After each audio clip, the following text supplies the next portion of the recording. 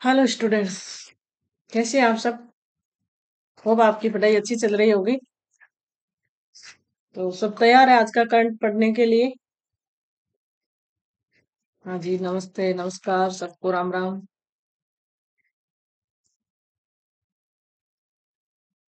करते हैं स्टार्ट आज की क्लास। सब रेडी? चलो, बिना समय गवाए करते हैं आज की क्लास स्टार्ट। वैसे तो मेरी कोई खास वजह नहीं है कामयाब होने की। बस दिल में एक जिद लिए बैठे हैं कि तकदीर को उसकी औकात दिलाने की। वैसे तो मेरी कोई खास वजह नहीं है कामयाब होने की। बस दिल में एक जिद लिए बैठे हैं तकदीर को उसकी औकात दिलाने की। ठीक है भाई। अब आज का क्वेश्चन है, हाल ही में चर्चा में रही आत्मकथा Triumph of the Indian Republic my life my struggle का संबंध किससे है? क्वेश्चन क्या है? आत्मकथा Triumph of the Indian Republic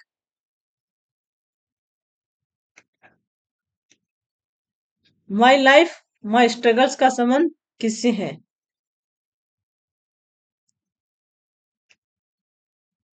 Ramnath Kovind, पूर्व राष्ट्रपति रामनाथ कोविंद। प्रधानमंत्री नरेंद्र मोदी द्वारा भारत के 14वें राष्ट्रपति श्री रामनाथ कोविंद के आत्मकथा Trump of the Indian Republic my life my struggle का विमोचन कहाँ पे किया गया? नई दिल्ली में। कहाँ पे? नई दिल्ली में।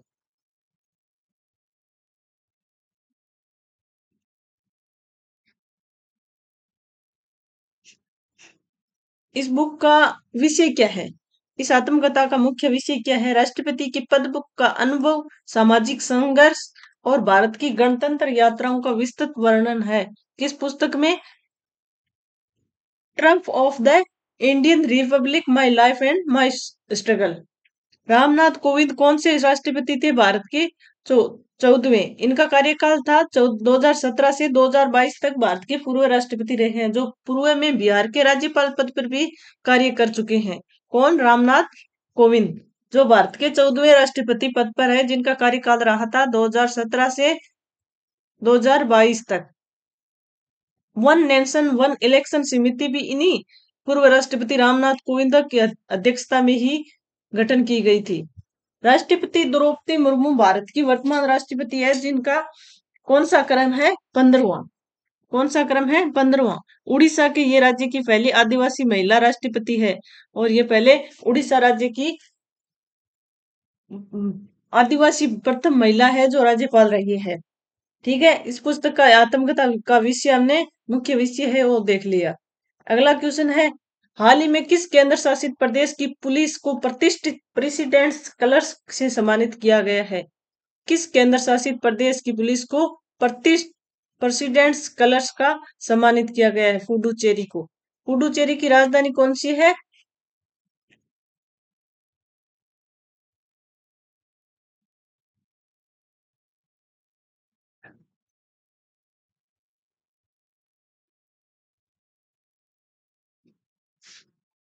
यनम। केंद्रीय गृह मंत्री अमित शाह ने पुडुचेरी पुलिस को उत्कृष्ट सेवाओं को सर्वोच्च सैन्य पुलिस सम्मान का प्रेसिडेंट्स कलर्स राष्ट्रपति ध्वज दिया गया है। किसने दिया है? केंद्रीय गृह मंत्री अमित शाह ने। अमित शाह ने। कौन है ये? केंद्रीय गृह मंत्री। प्रेसिडेंट्स कलर्स किसी भी सैन्य या पुलिस बल को निष्ठा उत्कृष्ट सेवा के लिए दिए जाने वाला सर्वोच्च सम्मान है, जिसकी शुरुआत कब हुई थी? 1959 में, जो डॉक्टर राजेंद्र प्रसाद के द्वारा भारतीय सेना को दिया जा स्टार्ट किया था। उस टाइम 1951 में कौन राष्ट्रपति थे? डॉक्टर राजेंद्र प्रसाद, जो भारत के प्रथम राष्ट्रपति रहे हैं। पुडुचेरी में इतिहास, ये पूर्व में फ्रांस का उपनिवेश था। किसका? फ्रांस का उपनिवेश था, जो 1954 में भारत में शामिल हुआ था। भारत में ये पुडुचेरी कब शामिल हुआ था? 1954 में। पुडुचेरी में कितने जिले हैं? 4 जिले हैं। कौन कौन से? पुडुचेरी है, कराईकल है, माहे यनम में फैला हुआ है। माहे भारत का सबसे छोटा जिला है। माहे क्या है? भारत का सबसे छोटा जिला। विधानसभा सीटें कितनी है पुडुचेरी की? 30 निर्वाचित विधानसभा सीटें हैं, जो उपराज्यपाल के इनके उपराज्यपाल कौन है यहाँ के? कैलाश नाथन। पुडुचेरी के उपराज्यपाल है वो कैलाश नाथन।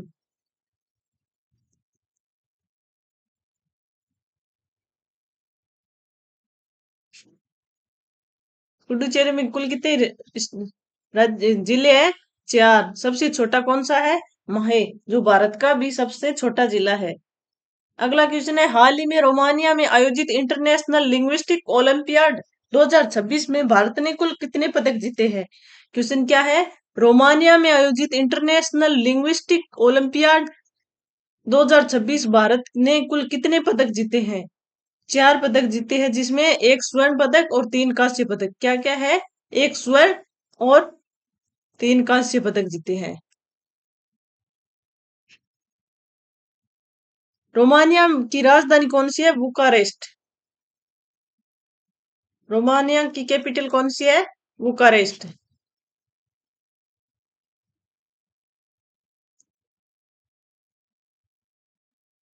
बुखारेस्ट में आयोजित 21वीं अंतर्राष्ट्रीय भाषा विज्ञान ओलंपियाड में भारतीय दल ने उत्कृष्ट प्रदर्शन करते हुए एक स्वर्ण पदक और 3 कांस्य पदक जीते हैं।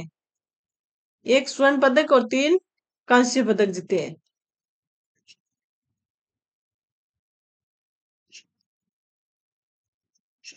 स्वर्ण पदक विजेता भारत के अनिल राव ने भाषा विज्ञान की प्रतियोगिता में स्वर्ण पदक जीता है। किसने जीता है स्वर्ण पदक? अनिल राव ने। अनिल राव ने। कांस्य पदक की विजेता है निषाद शंकर लक्ष्मणन और श्री लक्ष्मी आरव। रोमानिया की राजधानी कौन? बुखारेस्ट की मुद्रा कौन सी है? रोमानिया की मुद्रा कौन सी है? ल्यू। ये पूर्वी यूरोप का प्रमुख देश है। ये क्या है? पूर्वी यूरोप का प्रमुख देश है। और IOL भाषा विज्ञान, कृत्रिम बुद्धिमत्ता तथा भाषा प्रौद्योगिकी भावी दिग्गजों का वैश्विक मंच है ये। अगला क्वेश्चन है, हाल ही में भारत का पहला स्कोप 2 उत्सर्जन मुक्त ISO 5001 2018 सर्टिफिकेशन प्राप्त करने वाला बंदरगाह कौन सा बन गया है?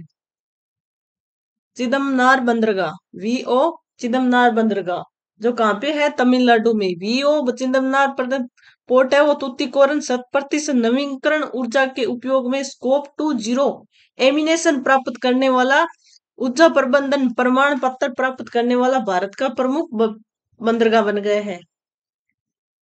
VO चिदम्बरम पोर्ट है वो तमिलनाडु के तुतीकेरन में स्थित है, जो 12वां प्रमुख बंदरगाह है। स्कोप 2 उत्सर्जन क्या है? इसमें खरीदी गई बिजली, भाप, हीटिंग, कूलिंग से उत्पन्न होने वाले अप्रत्यक्ष और ग्रीन हाउस गैस से उत्सर्जन को शून्य करना है। जो ग्रीन हाउस, भाप, हीटिंग और पर्यावरण प्रदूषण होता है उसको एकदम शून्य करना ही इसका स्कोप 2 उत्सर्जन का लक्ष्य है। वदावन बंदरगाह कहाँ पे है? वदावन बंदरगाह है वो महाराष्ट्र के पालघर जिले में। भारत का नया green field all weather draft port है। ग्रीन फील्ड क्या होता है? जो एकदम जो स्टार्टिंग से ही नया बनाया जाता है वो होता है ग्रीन फील्ड। और जो जिसका विकास कार्य किया जाता है वो फील्ड के रूप में होता है। वदावन बंदरगाह कहाँ पे है? महाराष्ट्र में। और ग्लाविया बे अंडमान और निकोबार के महान निकोबार में प्रस्तावित ट्रांसपेमेंट पोर्ट है। अंडमान निकोबार में कौन सा है? गलाथिया बे।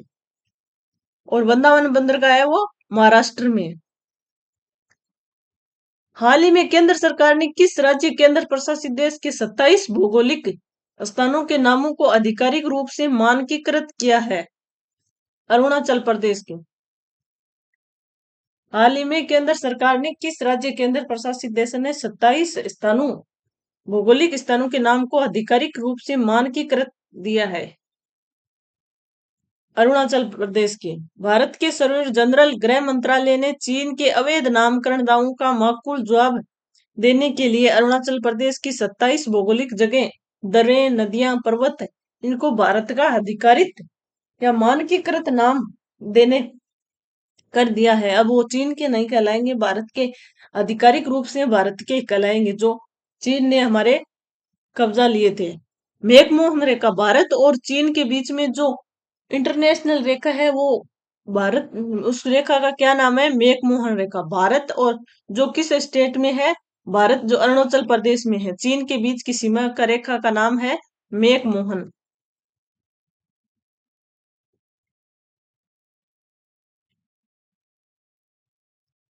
प्रमुख दर्रे कौन कौन सी है? अरुणाचल प्रदेश की प्रमुख दर्रे कौन कौन सी है? बोमडिला है, यांगपाप है, दिफुदरा है, ये सब कुछ अरुणाचल प्रदेश में स्थित है। राष्ट्रीय उद्यान और टाइगर, नामदफा टाइगर उद्यान कहाँ पे है? अरुणाचल प्रदेश में। पक्के टाइगर रिजर्व कहाँ है? अरुणाचल प्रदेश में। और मोलिंग नेशनल पार्क भी अरुणाचल प्रदेश में।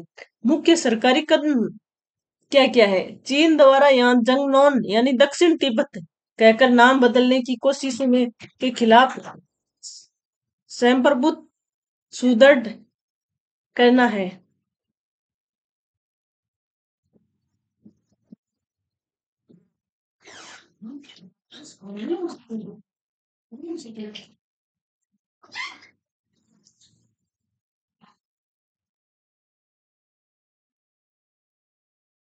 जंगनोन दक्षिण तिब्बत पर कहकर नाम बदलने की कोशिशों के खिलाफ ये कार्य किया गया है भारत सरकार द्वारा।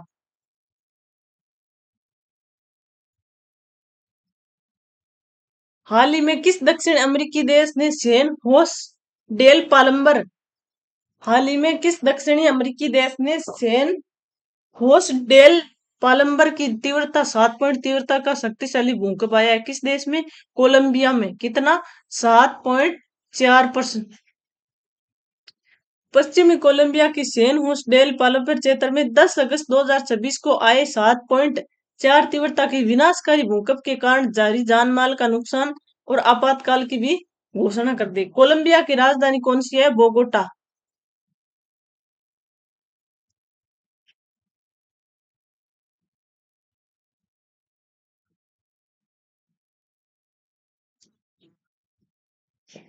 यह प्रशांत महासागर और कैरेबियन सागर दोनों सीमा साझा करता है। कहाँ पे कोबोटा कोलंबिया है? वो प्रशांत महासागर और कैरेबियन सागर दोनों की सीमा साझा करता है। रिंग ऑफ फायर प्रशांत महासागर का वह चक्कर जहां विश्व के सर्वाधिक भूकंप सक्रिय ज्वालामुखी 90% पाए जाते हैं। यहाँ पे रिंग ऑफ फायर, ये देखो यहाँ पे दे रखा है रिंग ऑफ फायर, यहाँ पे 90% है वो सक्रिय ज्वालामुखी पाए जाते हैं। भूकंप केंद्र, भूकंप केंद्र कौन सा होता है? वह बिंदु जो पृथ्वी की सतह पर भूकंप के उद्गम केंद्र पर ठीक स्थित होता है, वो क्या होता है? भूकंप केंद्र, फोकस ऑफ हाइपोसेंटर। इसमें मापन यंत्र कौन सा होता है? रिएक्टर स्केल से मापा जाता है। रिएक्टर स्केल से तरंगों का आलेख सिस्मोग्राफी। भूकंप मापन यंत्र कौन सा होता है? सिस्मोग्राफी के द्वारा भूकंप को मापा जाता है, सिस्मोग्राफ के द्वारा। अगला क्वेश्चन है, प्रतिवर्ष अंतर्राष्ट्रीय युवा दिवस कब मनाया जाता है? 12 अगस्त को। प्रतिवर्ष अंतर्राष्ट्रीय युवा दिवस कब मनाया जाता है? संयुक्त राष्ट्र द्वारा प्रतिवर्ष 12 अगस्त को अंतर्राष्ट्रीय युवा दिवस मनाया जाता है। वर्ष 2026 की थीम क्या थी? डिफरेंट कॉन्टेक्स्ट कॉमन एस्पिरेंट्स, माने अर्थात अलग अलग संदर्भ और समान आकांक्षाएं रखी गई है। अलग अलग संदर्भ और समान आकांक्षाएं रखी गई है। डिफरेंट कॉन्टेक्स्ट और कॉमन एस्पिरेंट्स, समान आकांक्षाएं। 12 अगस्त को अन्य दिवस भी कौन से बनाए जाते हैं? हाथी दिवस भी 12 अगस्त को मनाया जाता है। और राष्ट्रीय युवा दिवस कब मनाया जाता है? वो 12 जनवरी को मनाया जाता है। इस दिन क्या है? स्वामी विवेकानंद की जयंती के उपलक्ष्य में।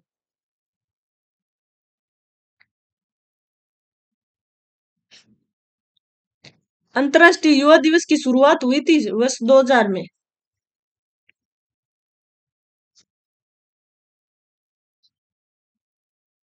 हाथी परियोजना सरकार द्वारा 1992 में शुरू की गई। हाथी भारत का राष्ट्रीय विरासत पशु भी है।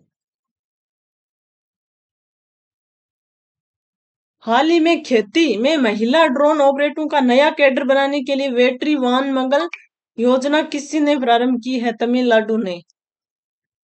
तमिलनाडु सरकार ने कृषि क्षेत्र में आधुनिक तकनीकी के उपयोग को बढ़ावा देने के लिए महिला किसानों सशक्त बनाने, क्या है? तमिलनाडु सरकार ने कृषि क्षेत्र के आधुनिक तकनीक के उपयोग को बढ़ावा देने और महिला किसानों को सशक्त बनाने की योजना शुरू की है। महिला किसानों को इसमें महिला स्वयं सहायता समूह और ड्रोन संचालन का प्रशिक्षण दिया जाएगा। नमो ड्रोन दीदी केंद्र सरकार की, जिसके तहत महिला एसजी की केंद्र कार्यों को कीटनाशक छिड़काव हेतु मुफ्त ड्रोन प्रदान किए गए हैं। नमो ड्रोन दीदी किसके द्वारा चलाई गई है? केंद्र सरकार की। योजना क्या है? फसलों की निगरानी, समय, लागत, बचत एवं कृषि महिलाओं को तकनीक के रूप में सक्षम बनाना। इसका उद्देश्य क्या है? फसलों की निगरानी, समय, लागत की बचत, कृषि में महिलाओं की तकनीक में सशक्त बनाना। महिलाओं की। तमिलनाडु के मुख्यमंत्री कौन है? एम के स्टालिन। तमिलनाडु के सीएम कौन है? एम के स्टालिन। इनकी राजधानी तमिलनाडु की है वो चेन्नई। सिंगपेन फोर्स, जो तमिलनाडु में महिलाओं और बाल सुरक्षा के लिए विशेष पुलिस दस्ता बनाया गया है, वो है सिंगपेन फोर्स।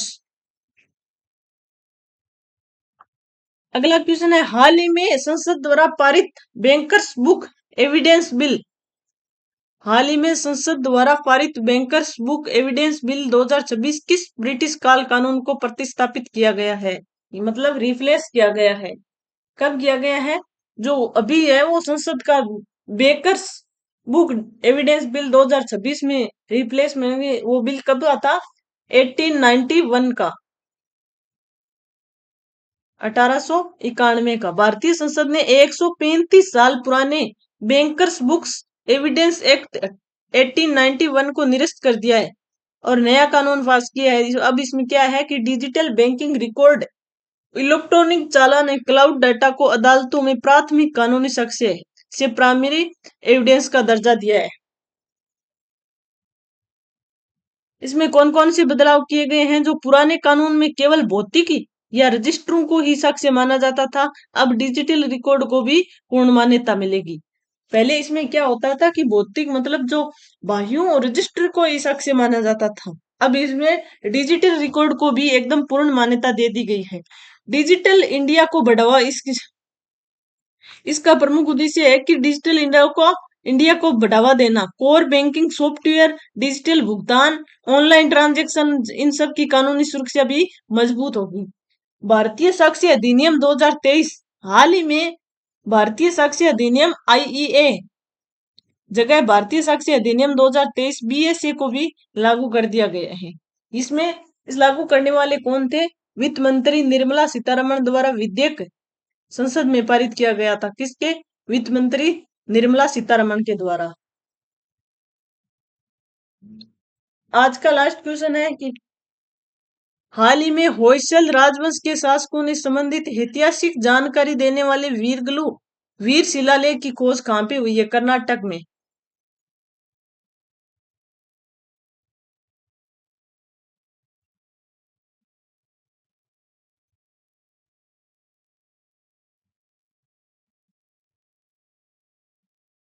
कर्नाटक के नीरगुंड गांव में होयसल राजा विष्णुवर्धन के शासनकाल की जानकारी देने वाला वीरगलु हीरोस्टोन शिलालेख मिला है। कहां पे?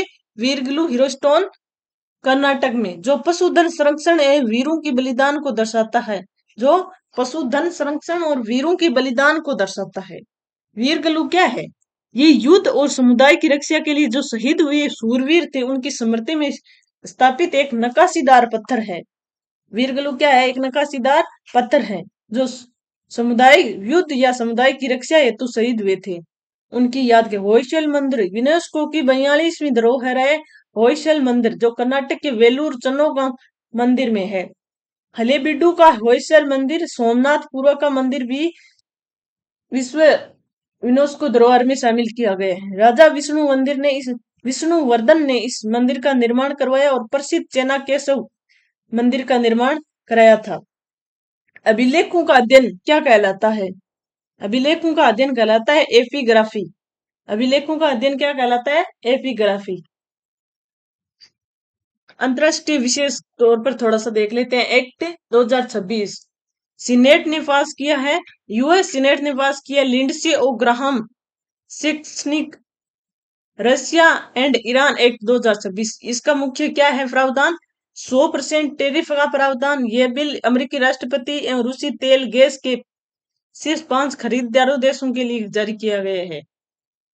भारत, अजरबैजान, चीन, हंगरी, स्लोवाकिया इन से आने वाले सामान पर 100% तक टैरिफ लगाने का अधिकार देता है। भारत पर क्या प्रभाव पड़ेगा? भारत का पर प्रभाव यही पड़ेगा कि भारत रूसी ऊर्जा का प्रमुख खरीदार है, जिससे अमेरिकी बाजार में भारतीय निर्यात पर अतिरिक्त सीमा शुल्क लगने का खतरा बढ़ सकता है।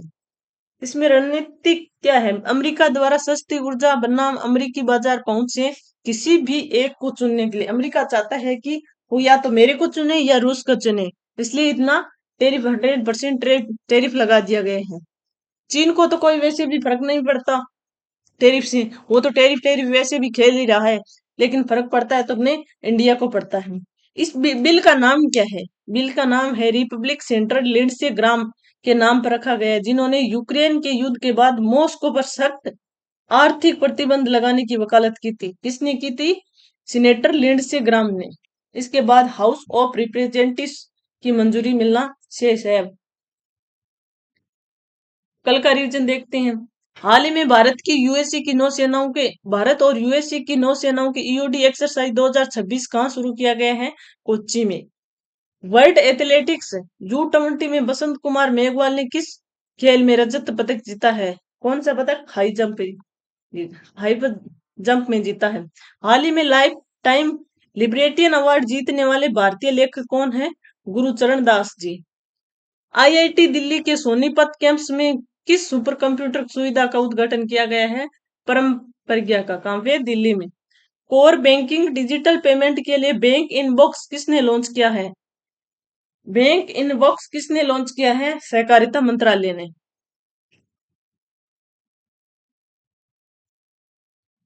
आबा नायर पटेल किस देश के सुप्रीम कोर्ट की पहली महिला मुख्य न्यायाधीश नियुक्त की हुई है? कौन? आबा पटेल, जाम्बिया की, जो भारत की पहली महिला मुख्य है, जो विदेश में जाके महिला मुख्य न्यायाधीश सुप्रीम कोर्ट की न्यायाधीश बन गई है।